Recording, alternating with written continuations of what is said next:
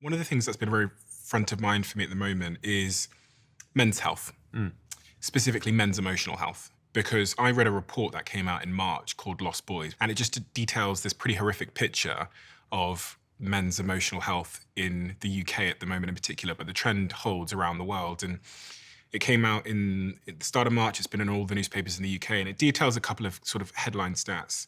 The reverse gender pay gap amongst young men, so women are now earning more. You know the stats probably around soon for every Suicide. suicide, and 1 in 7 young men are unemployed or out of work. All these sort of horrific stats, and then it compounds with things like suicidal ideation, etc., etc. I was thinking about this morning when I was listening to some of your work. I was thinking, I wonder what Peter's perspective is on what it is to be a man.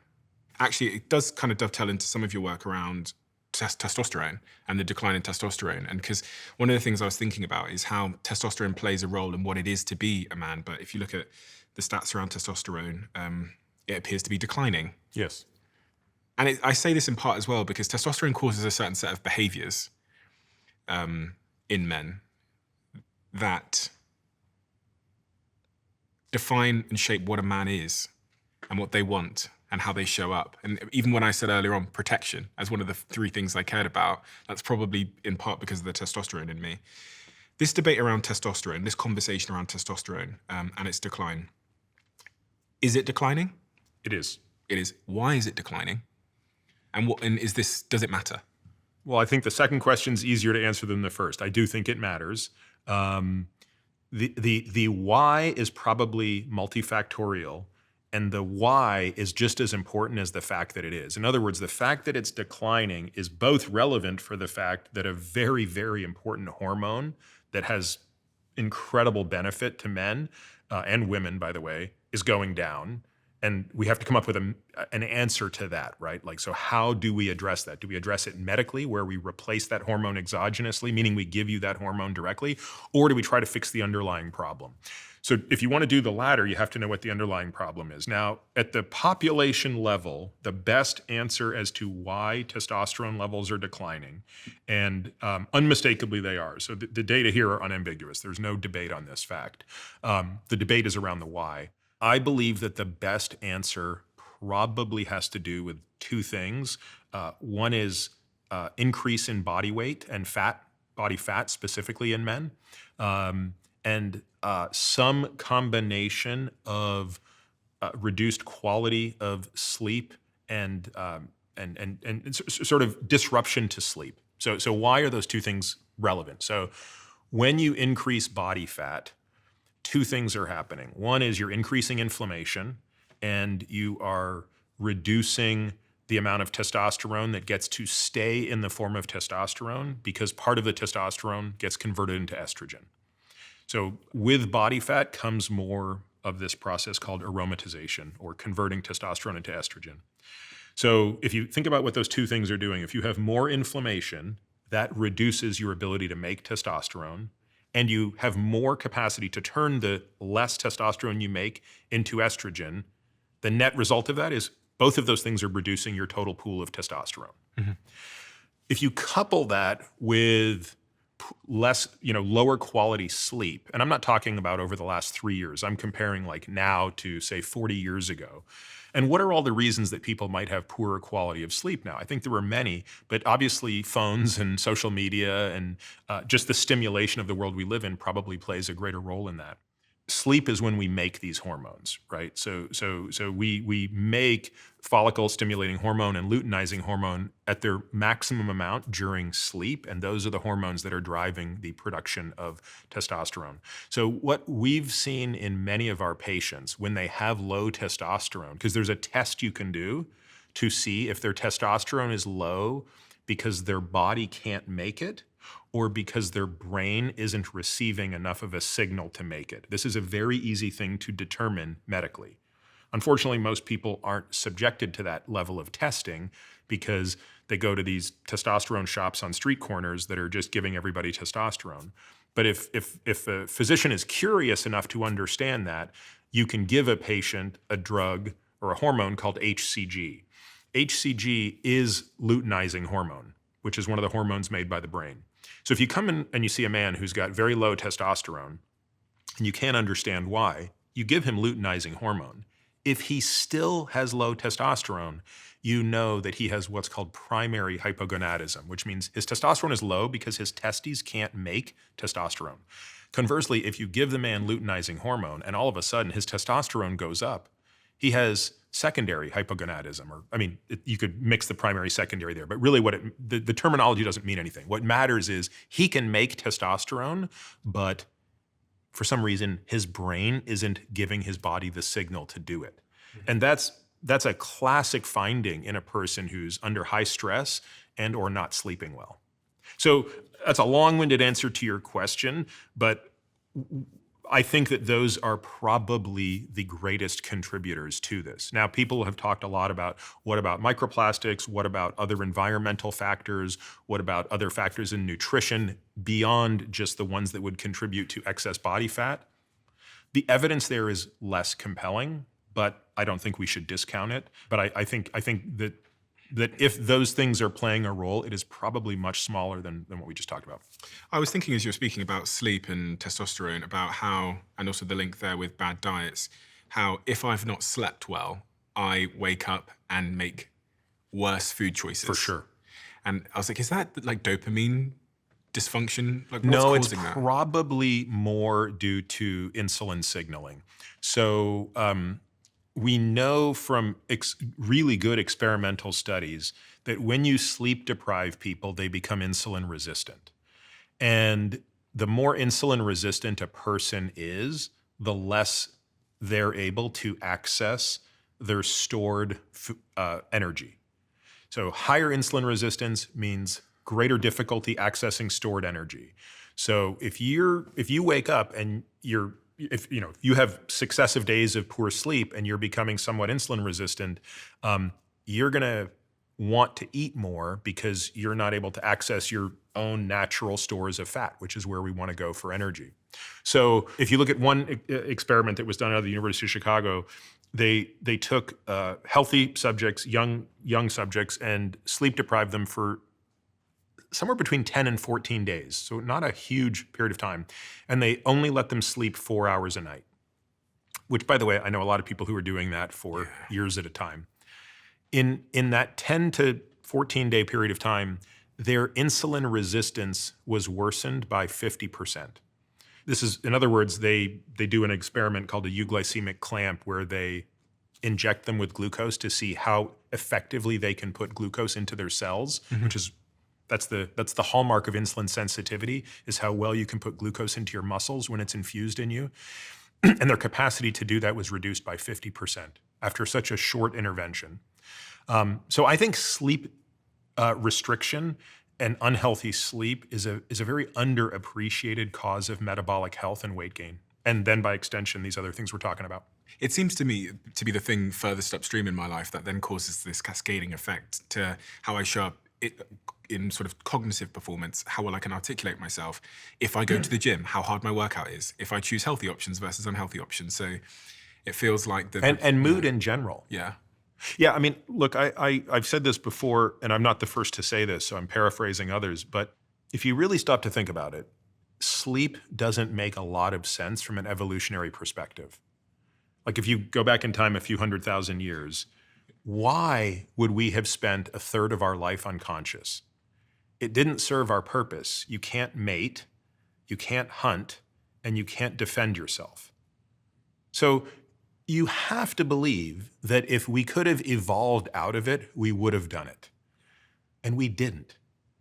So that means that whatever it's doing, it must be really important. I mean, core, essential to our existence.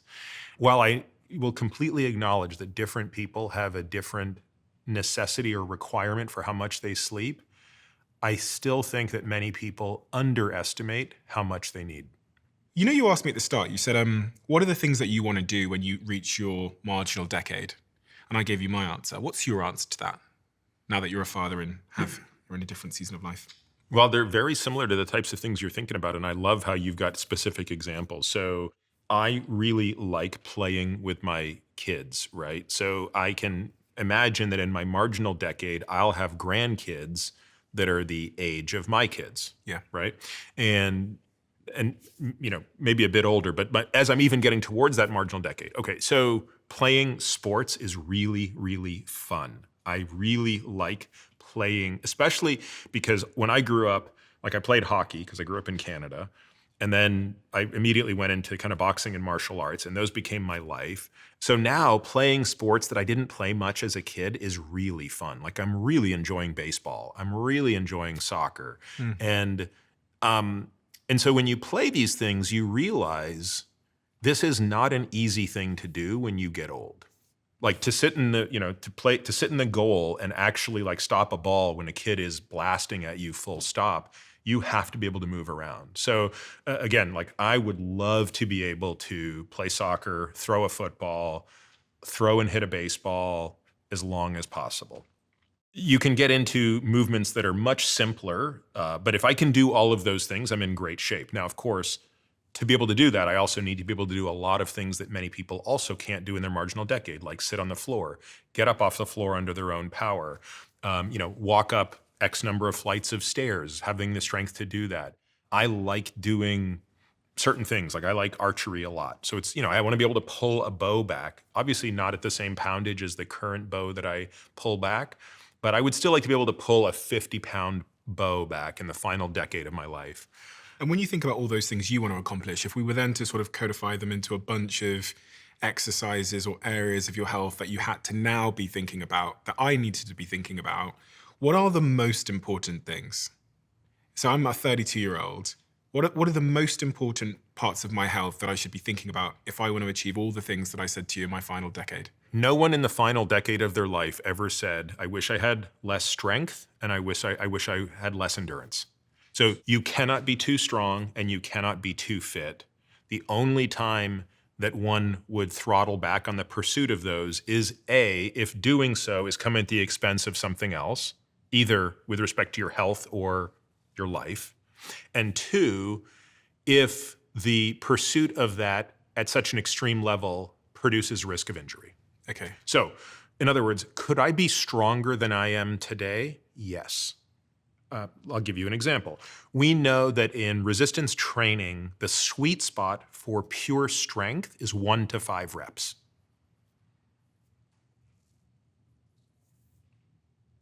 When your goal is to maximize strength, you need to be pushing 1, 2, 3, 4, 5 reps. Once you start thinking about hypertrophy, muscle size, we're starting to think about 7, 8, 9, 10, 11, 12 reps. Once we start thinking about muscular endurance, we start thinking about north of 15, right? Those are the general patterns of resistance training. So if I want to build my muscles because I'm going for aesthetic goals, then I need to be aiming above 5 reps. I need to be 10 or 12. Yep. But if I'm just purely thinking about strength, bigger weights but lower reps. That's exactly right. Okay. And then if I want muscular endurance, which got to be even higher reps. Okay. Yep. Lower weight. Yep. Okay. So again, we could go into much more detail around that, but just to finish the point here, why do I not do much training at 1 to 5 reps? In fact, these days, I don't do any training at 1 to 5 reps anymore. Why? Because to train at 1 to 5 reps comes at a risk, Okay. especially for heavy compound movements. So like, I'm okay getting a little bit less of a strength benefit while still, of course, getting stronger, but training at a higher rep load. So I'm targeting 8 to 12 reps with 1 to 2 reps in reserve is basically how I'm doing my resistance training. That means every set I'm doing, I would expect to get to within about 1 rep of failure somewhere. So today when I lifted, I don't think I did less than 7. I didn't do more than 12.